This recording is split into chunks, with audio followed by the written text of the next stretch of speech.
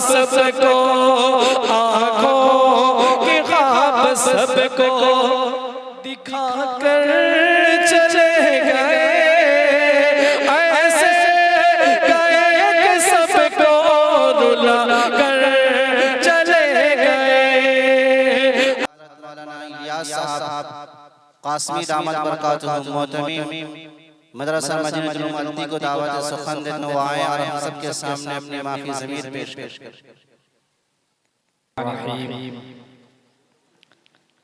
नहमदुहु व नुसल्ली अला रसूलिहिल करीम, अम्मा बाद। लायक सद एहतराम हज़रात उलमाए किराम, गिरामी क़द्र सामिईन, मेरी पर्दा नशीन माएँ और बहनें, वक्त बहुत कम है और उलमाए किराम की एक लंबी फहरिस्त है और हम सब उलमाए किराम से दीनी बातें सुनने के लिए यहाँ जमा हैं। अल्लाह तबारक व तआला हम सब के आने को कबूल फरमाए, सुनने और सुनाने को भी कबूल फरमाए और इन तमाम दीनी बातों पर अमल की तौफीक नसीब फरमाए। दोस्तों और बुजुर्गों, मैं बहुत मुख्तसर वक्त में सिर्फ जरूरी बातें जो हम सब के लिए नफा बख्श हो वही चंद बातें कहकर रुखसत की इजाजत चाहूंगा। दोस्तों और बुजुर्गों, अल्लाह तबारक व तआला ने जो हमें जिंदगी अता की है, उसी के साथ साथ मौत भी देने के लिए एक निजाम बनाया है। कुल्लु नफ्सिन ज़ाइक़तुल मौत, हर जानदार, हर ज़ी शऊर और हर नफ्स को एक दिन न एक दिन मौत का मजा चखना है। यानी उसे एक दिन न एक दिन इस दुनिया को छोड़कर जाना है। जब जिंदगी के बाद मौत है और आखिर एक दिन मरना है, दुनिया और दुनिया की तमाम चीजों से दस्तबरदार होकर मुंह मोड़कर इसे अपनी जगह पर छोड़कर चले जाना है, तो फिर अल्लाह तबारक व तआला ने इसी बात को ज़हन में डालने के लिए, इसी की याद दहानी के लिए और बंदा इस बात को हमेशा अपने ज़हन में रखकर जिंदगी गुजारे और हर कदम कदम पर अपनी मौत और माबादल मौत की जिंदगी को अपने ज़हन में रखकर जिंदगी गुजारे, उसके लिए अल्लाह तबारक व तआला ने हज़रात अंबिया अलैहिमुस्सलातु वस्सलाम, हज़रात उलमाए किराम, इन तमाम लोगों को इसलिए हमारे पास भेजा कि ताकि हमारी जिंदगी बिल्कुल मुकम्मल तौर पर दुनिया के अंदर इतनी मशगूल न हो जाए कि हम दुनिया में लगकर अपनी आखिरत को भूल जाएं, अपने कब्र को भूल जाएं, अपने मरने को भूल जाएं और मरने के बाद वाली जिंदगी में जितने मराहिल आने वाले हैं उन तमाम मराहिल को भूल जाएं। कहीं ऐसा न हो इस वजह से हमें बार बार याद दहानी कराई गई।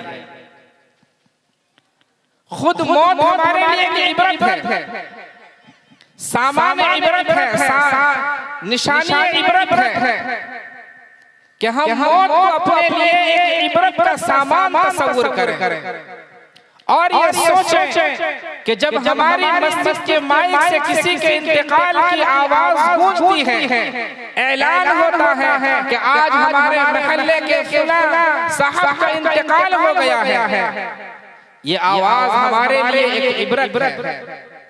हम उस आवाज को सुनकर कभी ये महसूस नहीं करते कि एक दिन इसी माइक से आवाज और इसी माइक के लाउड स्पीकर से मेरी भी मरने की आवाज और उसकी सदा बुलंद की जाएगी।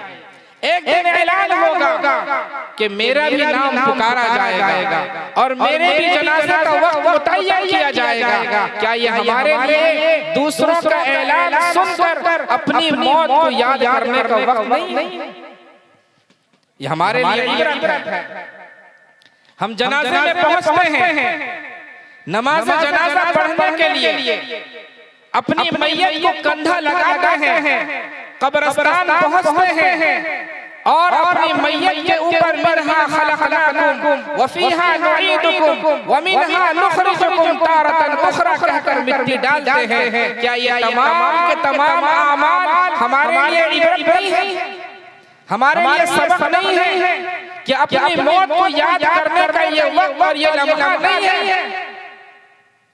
जब आदमी जनाजा में पहुंचे अपनी सर को झुकाए रखे, सोचता रहे कि आज जिस मैयत की जनाजा की नमाज पढ़ने के लिए मैं खड़ा हूँ, जिसकी दुआएं मग़फ़िरत के लिए मैं आया हुआ हूँ, कल एक दिन ऐसा होने वाला है कि आज मैं पीछे हूँ और मैयत का जनाजा आगे रखा हुआ है। कल एक दिन मेरे साथ ही होना है कि मेरा जनाजा आगे रखा होगा और लोग मेरे पीछे खड़े होंगे और लोग मेरा नाम लेकर कहते होंगे फुला साहब का इंतकाल हो गया, फुला साहब मरहूम हो गए, और मेरा नाम लेकर लोग कहते होंगे दुआ करें अल्लाह उनकी मग़फ़िरत फरमाए और जन्नत में आला मकाम नसीब फरमाए।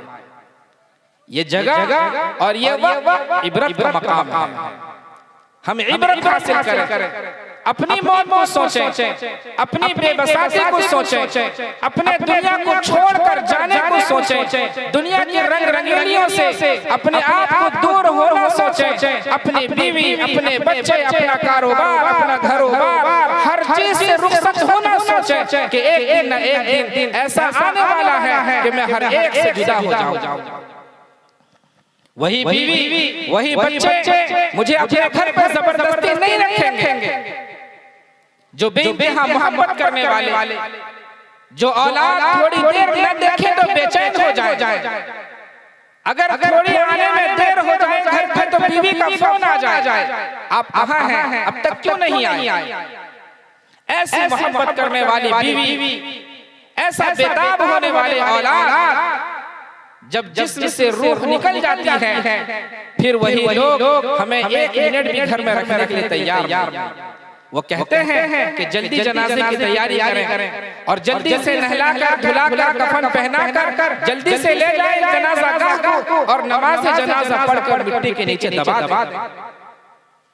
मेरे दोस्त और बुजुर्गों, जनाजे में पहुंचना जहां एक मुसलमान का दूसरे मुसलमान का हक बनता है, तो मैं ये कहता हूँ वहीं पर हमारे लिए सामान्य इबरत भी है कि हम जनाजे में पहुंचकर अपने आप को भी सोचें कि मेरे साथ भी ये सब कुछ होना है। लोग मुझे इसी तरह कंधा देंगे, लोग मुझे इसी तरह गुस्ल देंगे और लोग मुझे भी इसी तरह कफन पहनाएंगे और नमाज जनाजा पढ़कर मुझे भी मिट्टी के नीचे दबा देंगे। मेरे दोस्त और बुजुर्गों, कब्रिस्तान पहुंचना और कब्रिस्तान जाकर वहां ईसाले सवाब करना, इसीलिए हदीस में इस बात की इजाजत दी गई है कि आप कभी कभार कब्रिस्तान जाया करें। क्यों? इसलिए कि जब कब्रिस्तान जाएंगे तो आपको वहां इबरत हासिल होगी।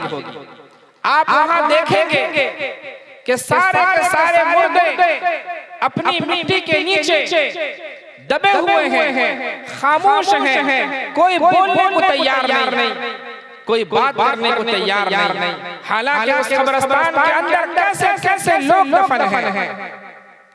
अभी मौलाना शमीम साहब ने कहा जमीन खा गई आसमां कैसे कैसे, यानी इस जमीन के नीचे न जाने कैसे कैसे लोग मदफून हैं, दफन किए हुए हैं। कोई बहुत जमींदार किस्म का इंसान, वो भी उसी मिट्टी के नीचे।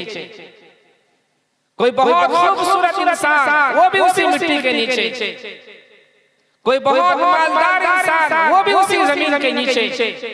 कोई अपने दौर का शहसवार, पहलवान, नामवर इंसान, नामवर शख्सियत, कोई बादशाह तो कोई जमींदार, तो कोई पैसे वाला, कोई हशम व खदम वाला, कोई अपने पंचायत और अपने महल्ले का सरदार, सबसे सब उसी मिट्टी के नीचे दफन। ये जगह इबरत की जगह है, ये मकाम इबरत की मकाम है कि आप कब्रिस्तान जाएंगे तो वहां जाकर के इबरत हासिल करेंगे। लेकिन अफसोस की बात यह है कि हम देखते हैं कि लोग जनाजे में जाते हैं तो अपनी मौत को याद करने के बजाय, वहां से इबरत लेने के बजाय, वहां से सबक हासिल करने के बजाय लोग एक दूसरे से गपशप में और यहाँ वहां की बातों में ऐसा भूल जाते हैं अपनी मौत को, ऐसा भूल जाते हैं अपने मरने को, जैसा कि ऐसा लगता है कि सिर्फ इन्हीं को मरना था और हमें मरना नहीं। लोग कब्रिस्तान जाते हैं, वहां कब्रिस्तान जाकर आदमी को खामोश होना चाहिए। अजान हो रही, अजान का जवाब। इबरत का वक्त है, जनाजे में पहुंचना ये भी इबरत का वक्त है, कब्रिस्तान जाना ये भी इबरत की जगह है। वहाँ हम यहाँ वहाँ की बातें न करें, इसके साथ गपशप न करें, यहाँ वहाँ की बातें न करें, बल्कि हम अपने सर को झुकाकर अपने बारे में सोचें कि एक दिन यहीं मुझे भी आना है और इसी मिट्टी के नीचे दबकर मिट्टी बन जाना है। मेरी हड्डियाँ, मेरे गोश्त, मेरी पोस्ट सब मिट्टी बन जाएगी, मेरा नामो निशान खत्म हो जाएगा। आज अगर मैं बहुत कुछ हूँ, लोग मेरी इज्जत करते हैं, लोग मेरा नाम लेते हैं, लोग मुझे याद करते हैं, कल एक दिन ऐसा आएगा कि लोग मुझे भुला देंगे, मेरे नाम का तज़किरा छोड़ देंगे, उसका तबसरा बंद कर देंगे, और फिर एक दिन ऐसा होगा कि लोग इतना फरामोश कर देंगे, भूल जाएंगे कि इस नाम का कोई इंसान दुनिया में आया था, किसी को पता भी नहीं। अपनी कब्र में जाकर, कब्रिस्तान जाकर वहां अपनी मौत को याद खामोशी के साथ खड़े हों और कभी कभी कब्रिस्तान जाया करें। मैं तो औलादों से कहूंगा कि अपने माँ बाप का ये भी एक बहुत बड़ा हक है कि उनके इंतकाल के बाद उनकी कब्र की ज़ियारत करने के लिए आदमी कम से कम हफ्ते में एक मर्तबा, महीने में एक मर्तबा, या जब भी मौका मिले वक्तन फवक्तन गाहे बहगाहे अपने माँ बाप की कब्र की ज़ियारत करने के लिए जाना चाहिए। उससे दो फायदा है, एक तो माँ बाप का यह हक है कि उनके कब्रिस्तान को जाए, और दूसरा फायदा यह है कि जब आदमी वहां जाएगा तो अपनी मौत को याद करेगा, अपनी कब्र को याद करेगा। फिर इंसान का दिल जो दुनिया में इतना ज्यादा मशगूल हो चुका है, दुनिया में ऐसा लग गया है कि अपनी मौत को भूल चुका है, अपनी कब्र को भूल चुका है, अपनी आखिरत को भूल चुका है। वहां जाने से दुनिया की मोहब्बत कम होगी, आखिरत की तैयारी का मौका मिलेगा, और अपने दिल के अंदर ये जज्बा पैदा होगा कि मुझे इसी दुनिया में रहते हुए अपनी आखिरत की तैयारी करनी। अल्लाह के नबी ने फरमाया कि तुम लज्जात को तोड़ने वाली चीज, लज्जतों को खत्म करने वाली चीज को कसरत से याद करो, यानी मौत को कसरत से याद करते रहो। और इसी तरह फरमाया कि अक्लमंद इंसान वो है, समझदार इंसान वो है जो इसी दुनिया में रहते हुए अपने जीते जी अपनी आखिरत की तैयारी करे। आओ हम सब अहद करें और इस बात का इरादा करें कि इंशाअल्लाह ताला जो जिंदगी हमारी गुजर गई सो गुजर गई, जो बाकी है हम उस जिंदगी को कारआमद जिंदगी बनाएंगे, अपने अल्लाह से तौबा इस्तिग़फ़ार करेंगे, और अपने बाद वाली जिंदगी जो बाकी हमारी है वो कितनी है किसी को पता नहीं, आज से उसकी तैयारी में लगेंगे, अपनी जिंदगी को बेहतर बनाने की फिक्र करेंगे, अपनी आखिरत की तैयारी में लगेंगे, अल्लाह को नाराज न करके उसे खुश करने वाला काम करेंगे, अपनी कब्र में कुछ नेक अमाल लेकर पहुंचने के लिए आज से उसकी फिक्र करेंगे। सब इसके लिए इरादा करते हैं इंशाअल्लाह ताला। अल्लाह हम सबको अमल की तौफीक नसीब फरमाए। इसीलिए मेरे भाइयों बुजुर्गों और दोस्तों, आज जो कुछ करना है कर, मौका है कर सकते हैं। आगे फिर आने वाला वक्त में हमारे लिए सिर्फ कफे अफसोस मलने के अलावा कुछ नहीं है। इसीलिए अल्लाह ने जो माल दिया है उसे भी अल्लाह के रास्ते में खर्च करके नेकियों को इकट्ठा करना। अल्लाह ने वक्त दिया है मस्जिदों में जाकर नमाज अदा करके नेकियों को इकट्ठा करना। कुछ वक्त मिलता है जिक्र अज़कार करके, कुरान की तिलावत करके और गरीबों की मदद करके नेकियों को इकट्ठा कर लें। यही हमारे मरने के बाद काम आने वाली चीजें हैं। बाकी दुनिया की जितनी सारी चीजें हैं ये सब के सब यही धरी की धरी रह जाएंगी, कोई चीज हमारे साथ जाने वाली नहीं है। इसीलिए मैं एक ऐलान करूंगा, जैसे हमारे मरहूम शेख गयासुद्दीन साहब जिनके इसाले सवाब की खातिर आज तक हम यहाँ इकट्ठा हैं, इसी तरह हमारे खानदान में भी बहुत सारे दुनिया से गुजर गए हैं। किसी के अब्बा गुजर गए, किसी की अम्मी गुजर गई, किसी के दादा गुजर गए, किसी के नाना गुजर गए, खानदान में न जाने कितने रिश्तेदार दुनिया से गुजर गए। वो सब के सब अपनी कब्र में हमारी नेकियों के मोहताज हैं। वो इंतजार करते हैं कि हमारी औलाद, हमारे रिश्तेदार, हमारे पड़ोसी, हमारे जान पहचान कुछ नेकियां हम तक पहुंचाएंगे जो हमारे काम आएंगे। आज मौका है कि हम अपने मरहूम को याद करें और उनके नाम से मदरसे के लिए कुछ ताउन करें, चाहे मरहूम शेख गयासुद्दीन साहब के नाम से हो या इसी तरह अपने अपने मरहूमीन के नाम से जिनको जो कुछ देना है मदरसे का ताउन करने के लिए आप हजरात थोड़ी देर ताउन कर दें। उसके बाद इंशाअल्लाह ताला हम सब नमाज पढ़ने के लिए जाएंगे। नमाज के बाद फिर इंशाअल्लाह हम अपने मेहमान का बयान सुनेंगे और फिर जल्द प्रोग्राम खत्म करने की कोशिश है। जल्दी प्रोग्राम मुकम्मल होगा, उसके बाद हम सब खाना खा करके अपने अपने घरों को रुखसत होंगे। नमाज का वक्त करीब है, इसीलिए एक ऐलान है कि आप हज़रात जो भी अपने मरहूमीन के लिए कुछ देना चाहें, दादो दहिश करना चाहें और खुसूसन हमारे घर वाले भी, माएँ बहनें भी, उनकी औलादें भी जो अपने वालिद बुजुर्गवार के हक में दादो दहिश करना चाहें वो जल्दी से ला करके दे दें। अल्लाह तबारक व तआला हमें अमल की तौफीक नसीब फरमाए। व आखिर दावाना अल्हम्दुलिल्लाहि रब्बिल आलमीन।